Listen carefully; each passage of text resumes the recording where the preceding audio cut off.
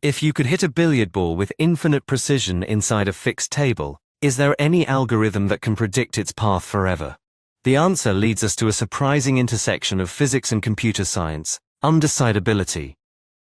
While we often blame chaos for unpredictability, this paper explores a deeper computational barrier.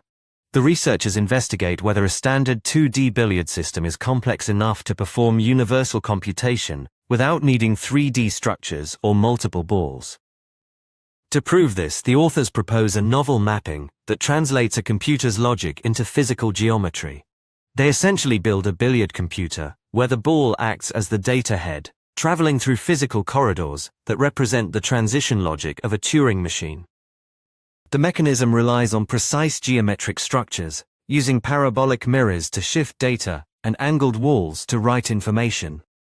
By encoding the tape state into the ball's position using Cantor sets, every physical reflection mirrors a computational step. The result is a formal proof that these simple systems are Turing complete. This implies that questions about the long-term behavior of classical systems, like periodicity, aren't just hard to calculate, they are algorithmically undecidable. To learn more, head to emergentmind.com.